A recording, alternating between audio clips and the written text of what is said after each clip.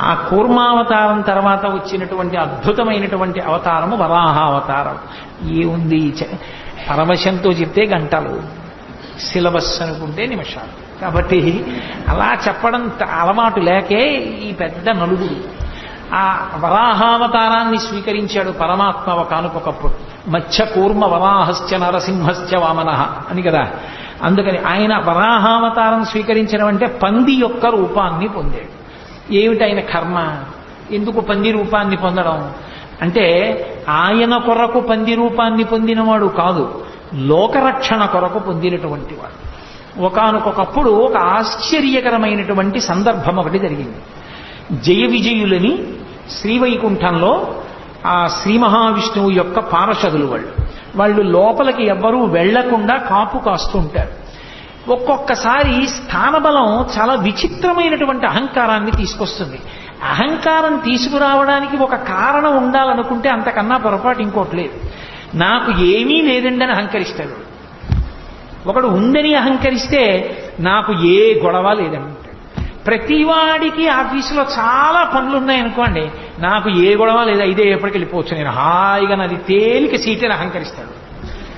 అహంకరించాలన్న కోరిక ఉండాలి, కానీ అహంకరించడానికి ఒక ప్రత్యేకమైన విభూతి ఉండవలసిన అవసరం లేదు. ఏమీ లేదని కూడా అహంకరించవచ్చు. కాబట్టి ఆ అహంకారమే కొంప ముంచేస్తుంది. శ్రీ మహావిష్ణువు యొక్క ఏకాంతవాసాన్ని రక్షించే వాళ్ళం మేమే. మా అనుమతి ఉంటే తప్ప విష్ణు దర్శనం అవదు. మేము అనుమతిస్తే పెడతారు, మేము అనుమతించకపోతే విష్ణు దర్శనం అవ్వదు. ఇది ఎంత దూరం వెళ్ళిందంటే భాగవతంలో ఒకనాడు శ్రీ మహావిష్ణువు లక్ష్మీదేవి ప్రణయ కలహానికి లోనయ్యారు. ఏదో ప్రణయం, వాళ్ళిద్దరూ ఆడుకుంటున్నారు. దాంపత్యం అన్న తర్వాత అందులో చిన్న కోపం రాకపోతే అసలు పండదు. ఎప్పుడూ పరమ ప్రేమతో తాళి కట్టిన దగ్గర నుంచి ఎన్నడూ అసలు ఒకరినొకరు మాట అన్నది అనుకోని దాంపత్యం అనుకోండి, అంతకన్నా అర్ధరహితమైన దాంపత్యం ప్రపంచంలో ఇంకోటి ఉండదు. ఎప్పుడో అప్పుడు దెబ్బలాడుకోవాలి. అంటే కావాలని ముహూర్తాలు పెట్టుకుని దెబ్బలాడుకోమని నా ఉద్దేశం కాదు. ఏదో చిన్న మాట పట్టింపు, కొద్దిగా కోపం వస్తుంది, అది భయంకరంగా ఎవరో జోక్యం చేసుకునే అవసరం రాకూడదు. ఆవిడ ముందు మాట్లాడాలని ఈయన, ఆయన మాట్లాడకూడదా అని ఆవిడ, ఇద్దరు ఏదో కాసేపు ఆ బెట్టు చేసి ఆ తర్వాత ఇద్దరు ప్రశాంతంగా సంతోషంగా ఉంటే ఆ ప్రణయ కలహం ఏదో పాకం పలచగా ఉన్నది కొంచెం బాగా తీగ పాకంగా సాగినంత అందాన్ని ఇస్తుంది సంసారానికి. మనసులో అర్థం చేసుకోవడానికి మరింత అవకాశాన్ని ఇస్తుంది. తప్పించని మరీ మూడో మనిషి వచ్చి జోక్యం చేసుకోవలసినంత భయంకర స్థితులను పొందకూడదు దాంపత్యం. లక్ష్మీదేవి ప్రణయ కలహంతో ఒకసారి ఏకాంతవాసం నుంచి బయటికి వచ్చి ఈ పాటికి ఆయన నేను కనపడలేదని బెంగపెట్టుకుని ఉంటారు అని ఆయన బెంగ పెట్టుకోవడం కాదు, ఆయన దగ్గరికి వెళ్ళి చాలాసేపు అయిందని ఈవిడికి బెంగ కలిగేది. అందుకని ఈవిడ లోపలికి వెళ్ళిపోతుంది. నిత్యానపాయని కదా అమ్మవారు. అలా ఉండాలి దాంపత్యం అంటే, అంతే. అలా ఉంటుందా అండి అనకండి. ఆవిడ అలా ఉంది కాబట్టే మనం ఇలా ఉండాలని మనకి తెలిసింది. మన కోసం ఆవిడ అలా ఉంటుంది. అంతేగాని ఆవిడికి పిచ్చిక్కి అలా ఉంటుందని సిద్ధాంతాలు చెప్పకూడదు. కాబట్టి నిత్యానపాయని ఆ తల్లి లోపలికి వెళుతోంది. బయటికి రావడం అంటే నీ ఇష్టం, కానీ లోపలికి వెళ్ళడానికి మా అనుమతి ఉండాలన్నారు వీళ్ళు. నేను ఆయన దగ్గరికి వెళ్ళడానికి మీ అనుమతి ఎందుకంది ఆవిడ? స్వామి విశ్రాంతి తీసుకుంటున్నారేమో, ఇప్పుడు మీరు వెళ్ళి మళ్ళీ గొడవ చేస్తే బాగుండదు, మీరు ఇప్పుడే కోపంగా బయటకు వచ్చారు, మళ్ళీ వెళ్ళి ఆయన శాంతి భంగం చేస్తారు, వీలు లేదన్నారు. ఆవిడే లక్ష్మి. లక్ష్మి అన్న మాటకు అర్థం ఏంటంటే లక్ష్మ, గుర్తు బట్టి లక్ష్మి. అందరికీ టేబుల్ మీద నేమ్ ప్లేట్ ఉంటే ఒక ఆయనకి గది బయట నేమ్ ప్లేట్ బయట లోపలికి పంపించడానికి ఒక మనిషి ఉన్నాడనుకోండి, ఆయన లక్ష్మి గొప్పది టేబుల్ మీద బోర్డు ఉన్నవాడి లక్ష్మి కన్నా. లక్ష్మ గుర్తు చేత తెలియబడతాడు.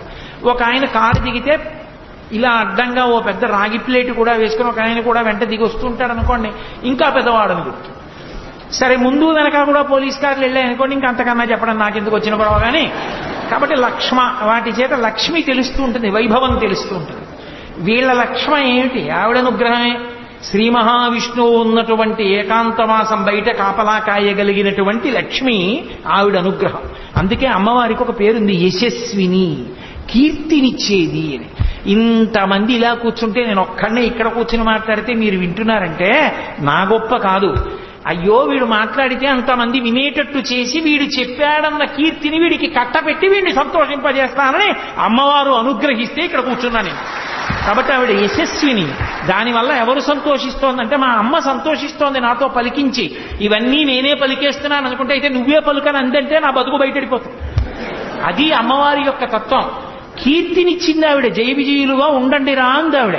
ఉండండిరా అంటే నువ్వే లోపలికి వెళ్ళొద్దన్నారు వాళ్ళు. ఆవిడంది మీ లక్ష్మి తొలగిపోతుంది.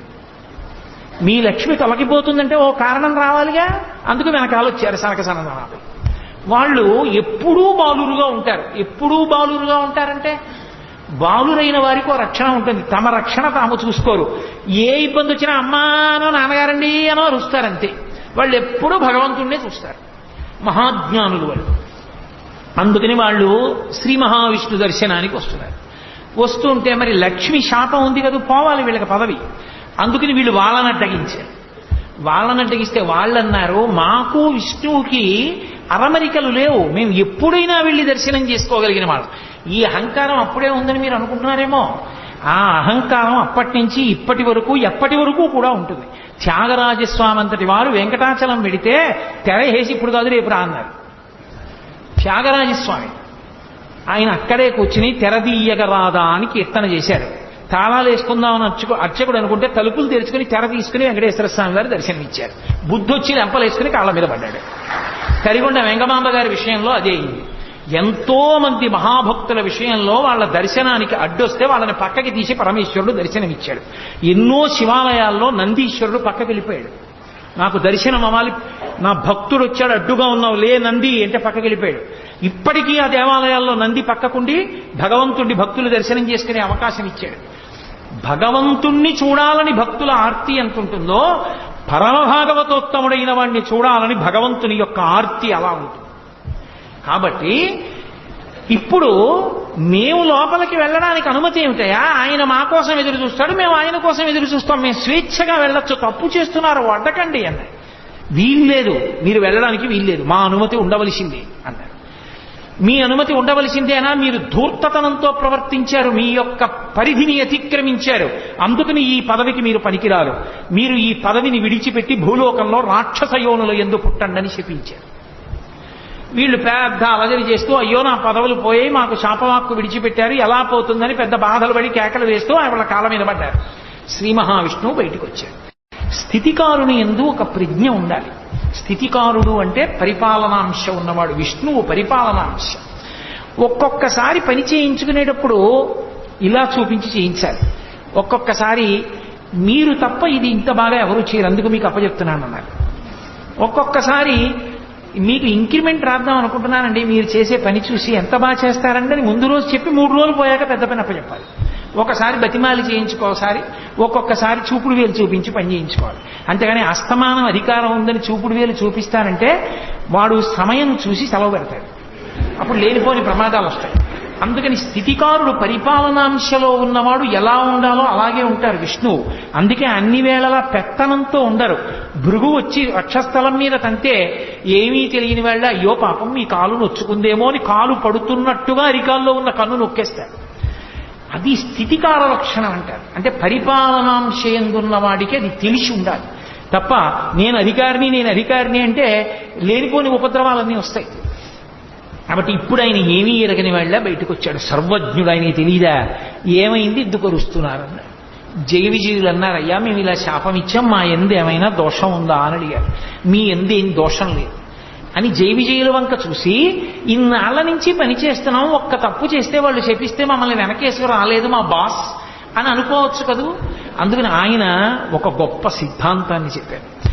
తనువున పుట్టినట్టి బిడిదంబకు కొష్ట మహాగదంబు చేవనరితదీయ చర్మము వివర్ణత నొందిన రీతి భృత్యులొప్పని పని చేసినన్ విభుని బంధుర చారు యశంబు పేరు పెంపును చెడిపోయి దుర్యశము పొందుతునందురు విష్టపంబులన్ అన్నారు. అసలు ఈ శరీరం ఉంటుంది, ఈ శరీరం ఒకడికి ఏదో కొంచెం నల్లగా ఉంది, ఆయన తెల్లగా ఉండాలని కోరిక. ఈలోగా కుష్ఠవ్యాధి వచ్చింది. కుష్ఠవ్యాధి వచ్చి తెల్లటి మచ్చలు వచ్చాయి.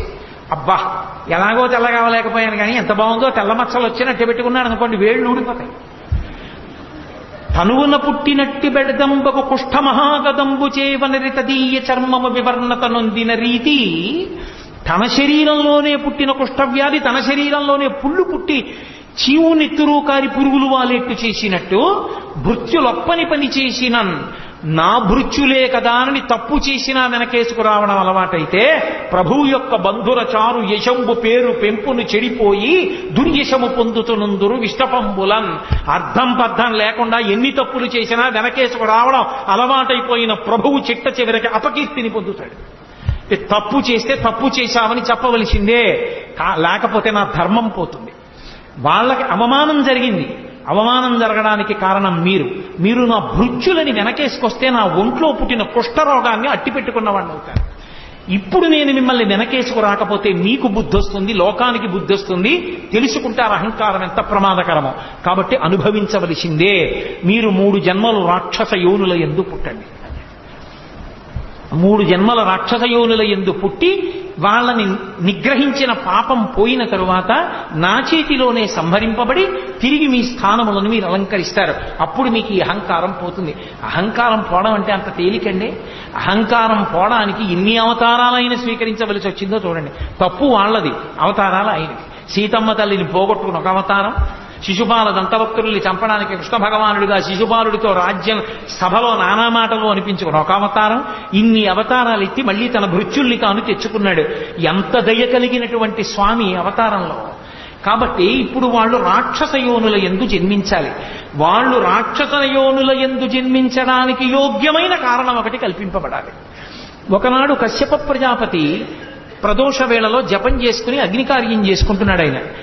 ఆయన భార్య దితి, అదితి దితి ఇద్దరు ఆయన భార్యలే. అదితి యందు దేవతలు పుడతారు, దితి యందు దానవులు దైత్యులు పుడతారు. దితికి ప్రదోష వేళలో కామాతురత కలిగి ఆమె భర్త దగ్గరికి వెళ్ళండి, మా తండ్రి తన కుమార్తెలందరినీ నీకు భార్యలుగా ఇచ్చాడు, అందరికీ సంతానం కలిగింది, నాకు సంతానం కలగలేదు. ఎక్కడైనా కులస్త్రీ తన భర్త వలన సంతానాన్ని పొందాలి అని కోరుకుంటుంది అని ఒక అద్భుతమైన మాట చెప్పింది. ఆవిడండి, ఏమయ్యా అసలు దీపించిన దీపముచే దీపము 2 కాక సికి 1 అయ్యున్ అంది. భర్త యొక్క తేజస్సే భార్య యందు ప్రవేశిస్తుంది, ప్రవేశించి మళ్ళీ కొడుకుగా పుడుతుంది. ఈ పుట్టిన కొడుకు ఎవరు? భర్త యొక్క తేజస్సే. కాబట్టి భర్తయే మళ్ళీ కొడుకు రూపంలో ఆమె శరీరంలోంచి బయటికి వస్తాడు. అది ఆడదాని హక్కు, భార్య యొక్క హక్కు. దాన్ని కాదు అనడం ఎలా?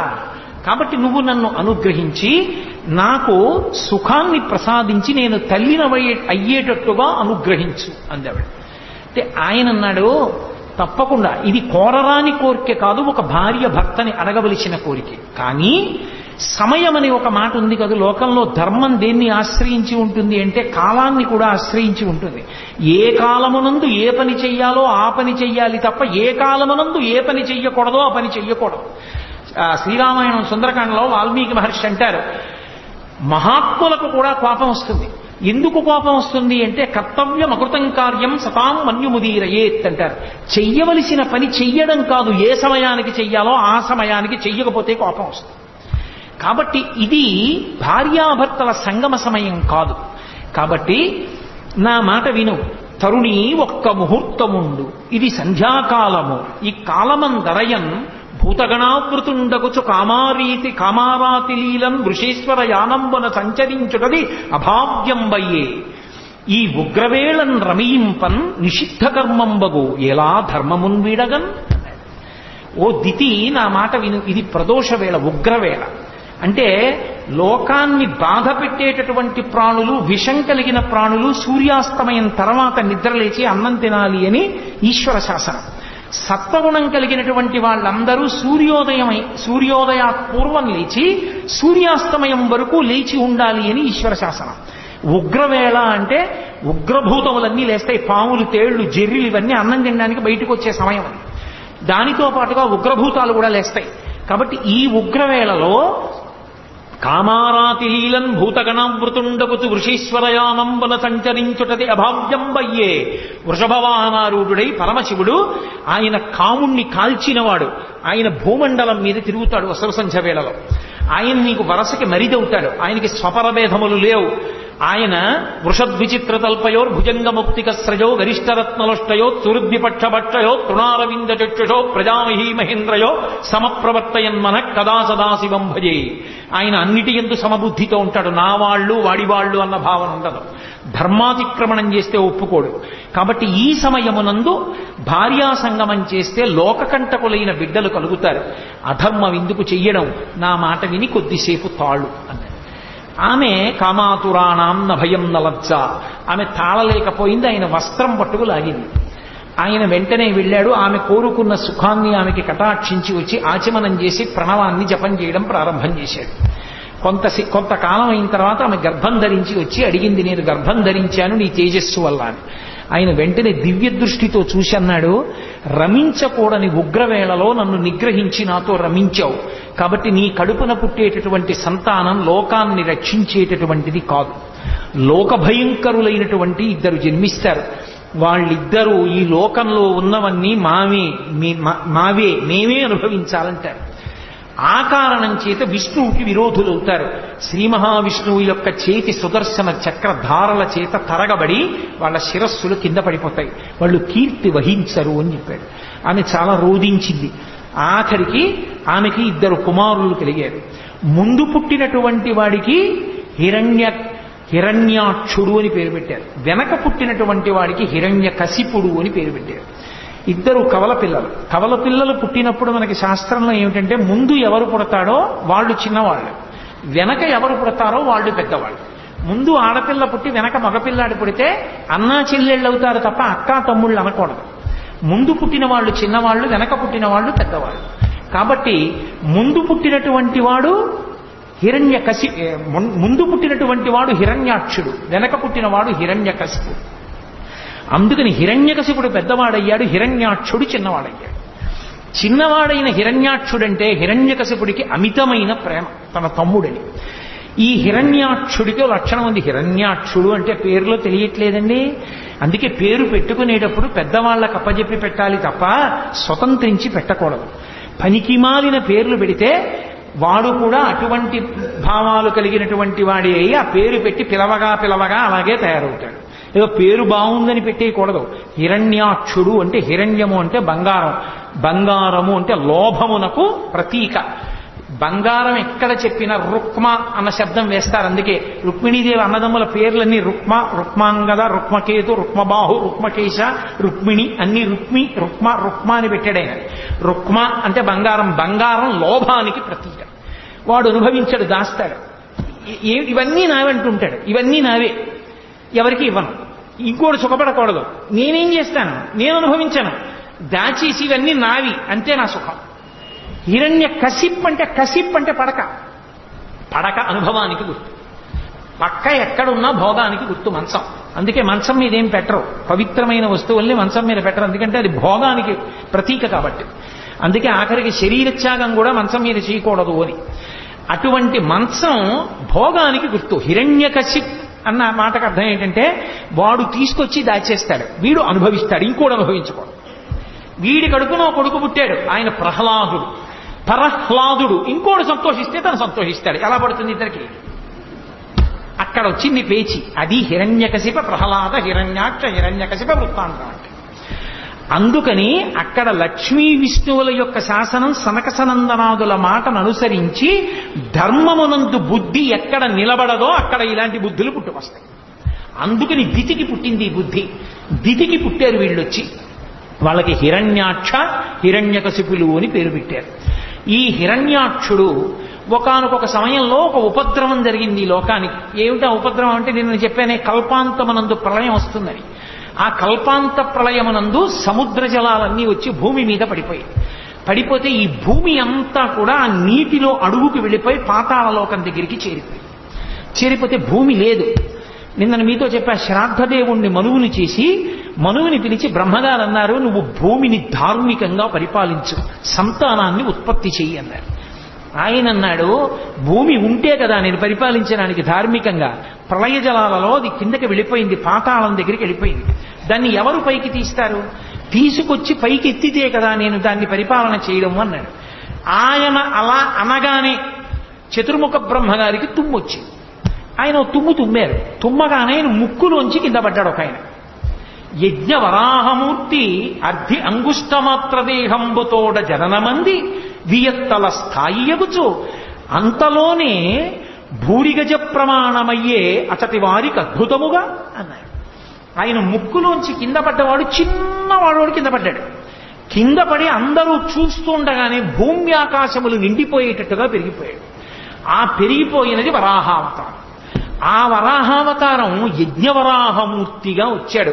యజ్ఞవరాహము అన్న మాటకు అర్థం ఏమిటంటే యజ్ఞమునందు వాడేటటువంటి పదార్థములు ఏ ఉంటాయో సృక్కు, స్రవము, ఆజ్యపాత్ర ఇలాంటివన్నీ కూడా ఆయన శరీరమునందు భాగములుగా మారిపోయి అంటే పరమమంగళ స్వరూపాన్ని పొందాడు. పొంది ఇప్పుడు సముద్రం లోపల భూమి ఉండిపోయింది. వీడికి లోభం కదు హిరణ్యాక్షుడికి, ఆ వెళ్ళిపోయిన భూమి నాదే అన్నాడు. అని ఎవరూ అక్కడికి రావడానికి వీల్లేదు, ఇదంతా నాదే అన్నాడు. లోభ బుద్ధి అంటే అంతే, ఎక్కడ ఏం ఉండనివ్వండి. ఎందుకు పనికి వస్తుందండి అని అడిగారు అనుకోండి, ఎక్కడోకో వెళ్ళి ఏమిటో 150 ఎకరాలు కొన్నానంటాడు బీడు. ఎందుకు అన్నారనుకోండి, చాలా చిత్రమైనటువంటి ఉంటాయి. అక్కడ ఓ మేడ కడితే ఓ 10 మంది బతుకుతారు. ఈ పాడుపడిన ఇల్లు అమ్మబడదు, ఇది ఫలానా వారికి చెందుననో బోర్డు పెడతాడు. ఈ పాడుపడిన ఇల్లు అమ్మబడదు, వాడు అమ్మడం. పోనీ వాడు ఉండడానికి అది పాడుపడిన మేడని వాడే అంటున్నాడు. అంటే అమ్మితే ఎవడైనా కట్టుకుంటాడు. నేను ఎందుకు అమ్మావంటే ఎప్పుడో పెరుగుతుంది, నువ్వు ఉంటావా? ఇప్పుడు అమ్మితే పోనీ 10 మంది మేడ ఉంటుందిగా, నీ తర్వాత వాళ్ళకి పోనీ డబ్బు పెరుగుతుందిగా, ఇవ్వవయా అంటే ఇవ్వడు సరిగా బోర్డు పెడతాడు అమ్మబడదు. లోభం అన్న మాటకు అర్థం అది. నువ్వు తింటావా? లక్షాధికారైన లవణమన్నమే కాని మెరుగు బంగారంబు మింగబోరు పొందుగా మెరుగైన భూమి లోపల పెట్టి దాన ధర్మము లేక దాచి దాచి తుదకు దొంగలకిత్తురో దొరలకవునో తేనె చుంటీగలియవా తెరుగునులకు భూషణ వికాస శ్రీధర్మపుర నివాస దుష్ట సంహార నరసింహ దురిత దూర. ఏం చేస్తాడంటే అదో అవగుణం, లోభం దాస్తూ ఉంటాడు. అది హిరణ్యాక్షుని యొక్క లక్షణం. అందుకని ఈ భూమి నాదని వాడు సముద్రంలో తిరుగుతున్నాడు. ఎవరైనా వస్తారేమో పట్టుకుపోతారేమో. ఏమో అంత భూమి ఏం చేసుకుంటావురా నువ్వంటే కావాలి. ఇప్పటికీ లేరేమిటి, ఎంతమంది లేరు, వేల వేల ఎకరాలు నావే అని దాచుకుని తిరుగుతున్న వాళ్ళు లేరు. కాబట్టి లోభబుద్ధి అది హిరణ్యాక్షుని యొక్క అంశ అది. కాబట్టి ఇప్పుడు శ్రీ మహావిష్ణువు యజ్ఞవరాహావతారాన్ని పొందారు. అది ఎంత పెద్ద వరాహం అంటే భూమి ఆకాశములు నిండిపోయి పెద్ద పెద్ద రోమాలతోటి అది సముద్రంలోకి దిగింది. సముద్రంలోకి దిగితే ఓ చమత్కారం జరిగింది. దిగి భూమి ఎక్కడ ఉంది అని ఆయన ముట్టి పెట్టి వెతుకుతున్నాడు, ఇలాగ పైకెత్తుదామని. ఈ ముట్టి పెట్టి వెతుకుతూ ఉంటే ఆ సముద్రంలో ఉన్న నీళ్లన్నీ రోమకూపాల్లోకి వెళ్ళిపోయాయి. రోమకూపాలంటే వెంట్రుకల దగ్గర ఉన్న కన్నాల్లోకి వెళ్ళిపోయింది నీళ్ళు. వెళ్ళిపోయి సముద్రంలో నీళ్లన్నీ తగ్గిపోయాయి. ఆయన ఒక్కసారి వెతికి మళ్ళీ ఇలా పైకి లేచి ఇలా అన్నాడు, చెవుల్లోకి నీళ్లు వెళ్ళాయని. ఆ జూలు మించి నీళ్లు పైకి లేచి ఇలా చల్లుకున్నాయి. ఏదో అభిషేకం చేసిన జలాలు పాత్ర పట్టుకుని మామిడి మండ వేసి చల్లుతుంటే మనందరం ఇలా తలలు పెట్టినట్టు బ్రహ్మాది దేవతలు శ్రీ మహావిష్ణువు యొక్క అవతారం ఇది, ఆయన ఒంటికి తగిలిన నీళ్లు మీద పడుతున్నాయని అందరూ వెళ్లి తలను వంచి నమస్కారం చేసి ఆ నీళ్లన్నీ వాళ్ళ మీద పడేటట్టుగా నిల్చున్నారు. ఎక్కడ పడితే అక్కడ ఎలా పడితే అలా స్నానం చేయకూడదు. నది దగ్గరికి వెడితే సంకల్పం చెప్పి స్నానం చేయాలి. సముద్ర స్నానానికి వెళ్ళారనుకోండి, మీరు వెళ్ళి సముద్ర స్నానం చేసేసానండి అంటే ఖాతాలో పాపం వేసి పంపిస్తారు. సముద్ర స్నానం చేస్తే మహాసంకల్పం చెప్పాలి. పెళ్లిలో చెప్తారే మహాసంకల్పం, అది చెబితే తప్ప సముద్ర స్నానం చేయకూడదు. ఇప్పటికీ రామేశ్వరం వెళ్ళినా రామేశ్వరంలో సముద్ర స్నానం చేసే ముందు మహాసంకల్పం చెప్పి చెయ్యాలి. నన్ను పొద్దున్న ఆయన అడిగితే చెప్పాను, మహాసంకల్పం చెప్పి చెయ్యండి సుమా రామేశ్వరం వెడితే. మహాసంకల్పం చెప్పని సముద్ర స్నానం చేయకూడదు. నది దగ్గరికి వెడితే సంకల్పం చెప్పి స్నానం చేయాలి. కాబట్టి ఒక్కొక్క చోట ఒక్కొక్క ధర్మం. ఆయన సముద్రంలో దిగి పైకి లేచి ఇలా ఊపితే ఆయన వెంట్రుకల మించి పడ్డ నీళ్లు మీద పడితే చాలని 33 కోట్ల మంది దేవతలు ఇలా నించున్నారు. లీలాశుకుడు అన్నాడు కృష్ణకర్ణామృతంలో, యద్రోమరంధ్ర పరిపూర్తి విధావదక్షౌ ఆరాహ జన్మని బభూవ రమీ సముద్రాః తం నామనాథమరవింద దళం యశోదా పాణిద్వయంతర జలై స్రపయాం బభూవా అన్నాడు. ఓ శ్రీ మహావిష్ణువా, మీరు యజ్ఞవరాహమూర్తిగా అవతారమెత్తి సముద్రంలోకి దిగితే సముద్రంలో ఉన్న నీళ్లన్నీ మీ రోమకూపాల్లోకి వెళ్ళిపోయాయి. అసలు స్నానానికి సరిపోలేదు, బట్ట తడవలేదు, ఒళ్ళు తడవలేదు. అదే మీరు శ్రీకృష్ణ పరమాత్మగా వస్తే నా మోచెయ్యంతుండి ఆ గోపకాంత తొడల మీద పడుకోబెట్టుకుని ఆ యశోదాదేవి ఇలా దోసిటితో నీళ్లు తీసి మీ ఒంటి మీద పోస్తే పాణిద్వయాంతర జలై స్నపయాం బభూవ. ఆ గోపకాంత అయిన యశోదాదేవి దోసిట్లో నీళ్లు మీ ఒంటి మీద పోసుకోవడానికి సరిపోయాయి. ఎంత విచిత్రమయ్యా! ఒక అవతారంలో సముద్ర జలాలు సరిపోలేదు, ఒక అవతారంలో ఒక గోపకాంత దోసిట్లో నీళ్లు సరిపోయాయి. మహానుభావ, ఏదైనా నీకే చెల్లింది. అలా సముద్ర జలాలన్నీ ఆయన శరీరంలోకి వెళ్ళిపోయాయి. వెంటనే ఆయన ముట్టితో తడిమి పాతాళంతో కలిసిపోయి ఉన్నటువంటి భూమిని పైకెత్తి తన దంస్ట్ర మీద నిలబెట్టాడు. కోర మీద నిలబెట్టి పైకెత్తి భూమిని తీసుకొస్తున్నాడు సముద్ర జలాల నుంచి. అదొక అద్భుతమైన స్వరూపం. భవిష్యోత్తర పురాణంలో ఇప్పటికీ ఒక మాట ఉంది. వ్యాసుల వారు ఒక మాట చెప్పారు. అలా దంస్ట్ర మీద భూమిని నిలబెట్టినటువంటి మూర్తిని కానీ, వెంకటాచలంలో ఉన్న మూర్తి అపురూపమూర్తి. ఏదో భార్యాభర్తలు గుసగుసలాడుకుంటున్నట్టుంటుంది. స్వామివారు ఇలా ఉంటే లక్ష్మీదేవి ఇలా ఉంటుంది వక్షస్థలం మీద అడ్డంగా. ఆమె చెవు ఇలా ఉందేమో, ఆమె చెవి అయ్యవారి నోటి దగ్గరికి వస్తుంది. అయ్యవారు అమ్మవారితో ఏదో మాట్లాడుతున్నట్టు ఆవిడ గుండెల మీద చెవి పెట్టి వింటున్నట్టు ఉంటుంది. అపురూపమైన మూర్తి ఆదివరాహమూర్తి. ఆదివరాహమూర్తి మీద ఒక ప్రత్యేకమైన స్తోత్రం ఉంది. ఆ స్తోత్రాన్ని నియమబద్ధంగా చదివినటువంటి వాళ్ళకి లభించనటువంటి కోరిక ఉండదు, అంత శక్తివంతం. అందుకే శంకరాచార్యుల వారంతటి వారు సౌందర్యలహరి చేస్తూ అమ్మవారి మీద శ్లోకం చెప్తూ పరమ విష్ణు భక్తుడు శంకర భగవత్పాదుడు. అందుకే అమ్మవారి పాదం సంసారం అనేటటువంటి సముద్రంలో మునిగిపోయిన వాణ్ణి పైకెత్తడంలో ఎటువంటిది అంటే, సముద్రంలో మునిగిపోయినటువంటి భూమిని పైకెత్తినటువంటి ఆదివరాహమూర్తి యొక్క కోర వంటిది అని అవిద్యానామంతస్తిమిరమిహిరోద్దీపనగరీ జడానాం చైతన్య స్తబక మకరంద శృతిఝరి దరిద్రాణాం చింతామణిగుణనికా జన్మ జలధౌ నిమగ్నానాం దంస్ట్రా మురరిపు వరాహస్య భవతి అన్నారు.